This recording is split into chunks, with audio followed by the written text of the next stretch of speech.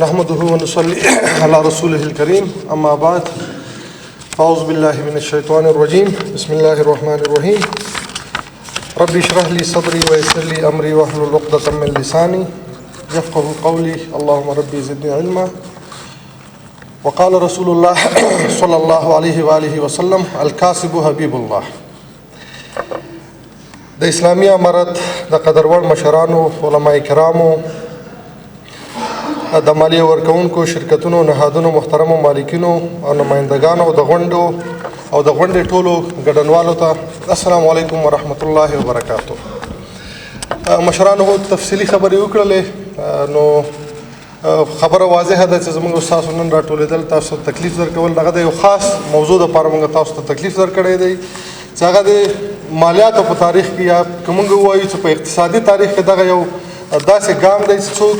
دغه ډیر پرمختللي مملکتونه هم دغه شي هغه نشي کولی فکر هم نشي کولی چې هغوی د مالیاتي جرایم معاف کړي یا د دولت په سطح باندې ټول جرایم معاف کړي. خو الحمدلله لله الحمد د الله پاک نه ډېر شکرګزار یو په دې چې دغه نظام چې کوم جوړ شوی دی دغه د شریعت په اساس باندې د قرآن او حدیث په اساس باندې یو اسلامي نظام دی. دلته الحمدلله دغسې یو غټه پرېکړه چې یقینا د مشرتابه څومره چې هغه اوسي قدر اوسي احترام اوسي دغه بیا هم کم دی په دې چې په اقتصادي نظامونو کې د مالیاتو ورکړه دغه د جرایمو پورې د تړلې یوه موضوع ده. خو الحمدلله چې موږ او تاسو نن راټول شوي یو په دې چې موږ جرایم مکمل معاف دي تر څو چې فتح راغلی ده موږ یوه روپۍ جریمه هم نه ده اخیستې الحمدلله په ټول مالیاتي سیسټمونو کې. او همدغسې د هغه نه مخکنی کوم جرایم چې هغه به مې دې نه وروسته نه اخیستل کېږي. مخکې چې کوم شرکتونه جرایمو کې واقع شوي وو او هغوی خپل وخت سره خپل مالیات نه دي ورکړي نو هغوی به هم دې نه وروسته به د هغو نه جرایم نه اخیستل کېږي. خو دې مقصد دا هم نه ده چې نور تطبیقي احکام بیا موږ خدای راخواسته دغه د اطاعت پذیري او موږ خو غواړو چې دغه زموږ ملت زموږ ولس اطاعت پذیر شي او په خپل وخت سره خپل مالیات ورکړي. خو دغه د جرایمو د معافیت دغه باید د دې راه کار هم ونه ګرځي چې خدای راخواسته بیا زموږ ملت زموږ تاجران د په خپل وخت سره مالیات ورنه کړي بلکې دا خو د دوی د تشویق د حمایې د رشد سرمایه ګزاري رشد اقتصاد دغه لپاره دغه یو غټ تصمیم نیول شوی دی. دوی ټول نه غواړي چې انشاءالله دوی هم په خپلو مالیاتو ورکړو کې انشاءالله خپل پوره همکاري د دې اسلامي نظام سره یو کې په دې فکر یې ورنه کړي چې دا زما مالیه ده دې دپاره یې ورکړي چې دغه یو اسلامي نظام دی او دغه انشاءالله اسلامي اقتصاد دی او د دې بیت المال د حمایې دپاره د دې اسلامي نظام د حمایې دپاره باید خپل جرایم خپل وخت سره ورکړي. نو ډېره بخښنه غواړم. دې نه بل هدف مو د دې تاسو ته د زحمت دا و چې هغه مالیه ورکوونکي تاجران الحمدلله چې هغوی په وخت سره خپل مکلفیتونه ادا کړي دي په وخت سره خپل مالیات ورکړي دي نو هغوی ته به انشاءالله موږ هغه ورکوو انشاءالله مننلیکونه به ورکوو د هغوی نه به مننه کوو چې د اسلامي اقتصادي نظام اسلامي شریعت نظام دپاره هغوی خپلې هلې ځلې کړي دي او موږ ته مالیات په وخت سره راکړي دي پوره یې راکړي دي او دغه انشاءالله تعالی دغه لړۍ به نور هم موږ دوامداره کوو. او هغه کوم سرمایه‌داران چې دي کوم تاجران چې دي کوم صنعتکاران چې دي انشاءالله که هغوی په وخت سره موږ ته خپل مالیات راکړي نو موږ به انشاءالله تعالی دغه تشویقي دغه لړۍ به همدغسې دوام لري او انشاءالله تعالی هغوی ته به موږ په مختلفو مراحلو کې په مختلفو وختونو کې انشاءالله هغوی ته به موږ تشویقي برنامې همدغسې نیسو په ګډه باندې انشاءالله. او بل موږ به تاسو سره به زه یو خبر وکړم چې الحمدلله کومه ورځ نه امارت قایم شوی دی الله پاک موږ تاسو ته فتح را نصیب کړی دی. زموږ د مالیاتو په ورکړه کې الحمدلله ډېر یو ښه مثبت بدلون راغلی دی. زه د ټولو تاجرانو نه دلته چې کوم موجود دي ټول نه یو جهان مننه کوم چې الحمدلله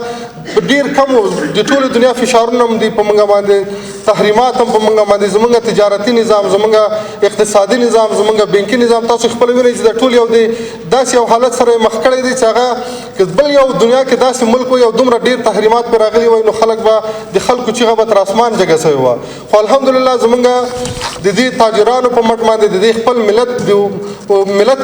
مټ باندې الحمدلله موږ او تاسو د هغو نه ډېره ښه مالیه لرو د تېر نظام نه. زموږ او ستاسو اطاعت پذیري سطحه هم الحمدلله ډېره جګه سوې ده. موږ او تاسو ته چې کله الحمدلله د اداراتو ته هغه راځي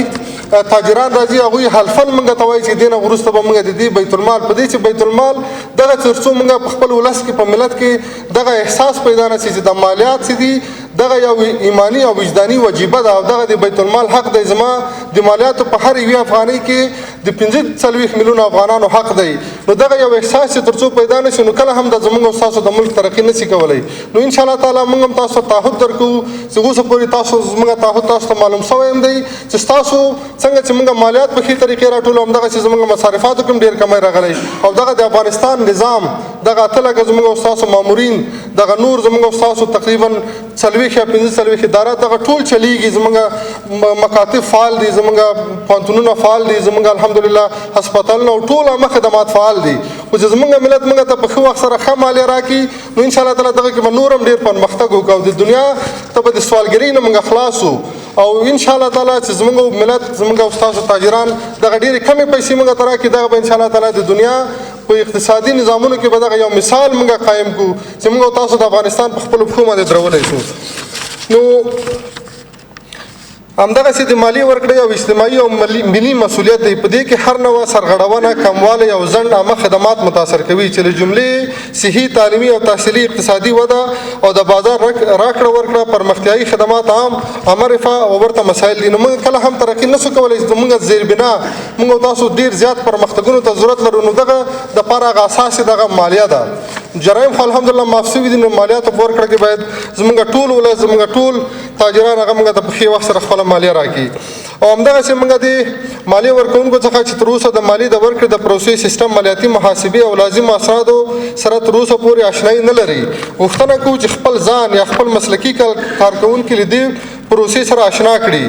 د عوایدو د لوی ریاست له انټرنیټ، یوټیوب او فیسبوک صفحو څخه لیدنه وکړي. ټول مربوطه معلومات پکې پیدا کولی شي او له دې سره د مالیې ورکوونکو د خدمتونو ریاست په مسلسله توګه د مالیه ورکوونکو ته پوهیز ټریننګونه دایروي چې په هغې کې اشتراک وکړي او خپله د مالیاتو په ورکړه باندې چې کوم مکلفیتونه دي هغه په ښې طریقې سره ادا کړی شي. همدغسې زموږ د مالیاتي محاسبینو چې کوم زموږ د حقوقي خدمتونو ریاست پورې اړه لري، که څوک په مالیاتو ورکړه کې خپله مشکل لري نو زموږ مالیاتي محاسبینو ته چې د هغوی لست هم زموږ په ویب پاڼه کې موجود دی، هغوی ته مراجعه وکړي چې تر څو په ښې طریقې سره خدای نخواسته د چا نه سهون هم د ملت او د بیت المال حق ضایع نه شي. او همدغسې که چېرته د عوایدو په پروسو کې په هغې کې کوم مشکلات وي نو زموږ د سمې شکایت لرو، الحمدلله بورډ حل منازعات لرو او زموږ ستاسو د معینت دروازې، د وزارت دروازې، د ټولو ریاستونو دروازې زموږ د هر تجار پر مخ کې خلاصې دي او الحمدلله موږ چې همیشه د تجارانو سره کومې ناستې کړي دي همیشه یو نتیجې ته ورسره رسېدلي او الحمدلله دوی ته چې کوم وعدې ورکړي دي، کوم خبره ورسره کړې ده، الحمدلله په ښې طریقې سره ورسره پوره کړې ده. او بیا هم چې چېرته مشکلات وي او خدای راخواسته کوم موضوعاتو ته رسیدګي نه کېږي نو انشاءالله تعالی موږ حاضر یو چې همیشه ستاسو هغه مشکلاتو په ښې طریقې سره رسیدګي وکړو. خو دغه که تنقید وي او خبره وي هغه باید موږ دغه د ټول نظام هغه تقدس او دغه هغه وقار په نظر کې ونیسو. خدای راخواسته د زموږ او ستاسو غوښتنې هغه د شخصي هغه دپاره نه دغه خصوصا زه خپل تاجرانو ته وایم چې هغې کې د هغوی شخصي مفادات رانغښتلي او د غدار هغه څوک دی چې هغه ملي منافع د شخصي منافعو سره پرتله کوي یا خپل شخصي مفادونه هغه د ملي منافعو نه مخته کوي. نو د هر فرد مسؤلیت دی د مالیاتو ورکړه چې خدای نخواسته څوک په دې کې سهون هم هغه په دې کې واقع نه شي چې هغه د مالیاتو ورکړه خدای نخواسته ناوخته کوي. نو همدغسې موږ د مالیاتو په سیستم کې الحمدلله 100% روڼتیا راوستې ده. تاسو خپل الحمدلله تاجران ټول دې ګواه یې چې موږ څومره دغه سیستمونه چې دي زموږ دغه ټول سیستمونه انټیګریشن لري. الحمدلله زموږ ټول د پیسو راټولوله ټوله برېښنایي ده. زموږ تاسو چې اظهارنامه ورکوي په یو کال جریان کې که هېڅ تاجر شرکت والا زموږ مالیاتي ادارې ته راه هم نه شي نو هېڅ ضرورت نه لري. هغه ټول دغه سیستمونه برېښنایي دي. همدغسې الحمدلله زموږ د وزارت تجارت سره ډېر انټیګریشنونه شوي دي چې د دې نه پس به هغه چې کوم مکتوب نهایي و د هغه دپاره به ضرورت نه پېښېږي چې هغوی زموږ او ستاسو اداراتو ته مراجعه وکړي بلکې هغه به انشاءالله د هغه د آنلاین سیستمونو د ذریعې نه مستقیم د CBR سیستم چې د وزارت اقتصاد سره د انشاءالله هغو سره انټیګریشنونه شوي دي. دغه د RMI سیستم چې هغه به تعارفي انشاءالله دې نه وروسته برېښنایي برېښنایي وي. همدغسې د مختلفو نورو وزارتونو سره ټول الحمدلله موږ سیسټمونه انټیګریټ شوي دي او د الله نه امید لرو چې دغه ولس او زموږ تاجران موږ تاسو ته په ښې طریقې لاس راکړي. نو انشاءالله تعالی موږ به ډېر زر پرمختګ وکړو. همدغسې موږ ساختار تشکیلات بدل کړی دی په ریاست عمومي عوایدو کې. همدغسې ټول د مالیاتو اخیستل یا د نورو تحویلي چې د مختلفو وزارتونو د ټول برېښنایي دي. الحمدلله موږ اوس د افغانستان په سطح باندې د امیرالمؤمنین حفظه الله فرمان هم دی چې یوه افغانۍ څوک نقده نشي اخیستلی یا کیش نشي اخیستلی. دغه ټول الحمدلله دغه برېښنایي سیسټمونو د لارې نه الحمدلله ټول سیسټمونه وصل دي. نو مالیه ورکوونکي د مالیاتي مسؤلیت په ښه ادا کولو سره د افغانستان د عامه وګړو په هوساینه او خپلو هېواد پر خپل ځان بسیا کولو کې اړین رول لوبوي. نو له همدې امله راځي چې په دې اړه پوره توجه سره د خپل هېواد په رغونو کې خپل سهم واخلو او د خپل هېواد وګړو په ژوندون کې مثبت بدلون راولو. نو زه الحمدلله د الله پاک نه ډېر زیات خوشحاله یم څنګه چې زموږ او ستاسو مشرتابه زموږ او ستاسو ټول وزارتونه د دې ملت د هوساینې دپاره الحمدلله د ټولو امکاناتو نه څومره چې د انسان په وس کې شپه ورځ یوه کډه د کار ورته کوي. نو خپل ملت خپل تاجرانو باندې هم موږ دغه غږ کوو چې دوی هم هغه خپل مالیاتي مکلفیتونه ادا کړي او خدای نخواسته دغه د مالیاتي جرایمو معافیت چې دنیا کې دغه یو انقلابي قدم دی خصوصا د ټیکس په سیسټمونو کې. دغه خدای نخواسته دغه اوس داسې نه شي چې اوس موږ دغه اصلي باقیات چې د هغه اوس هلته د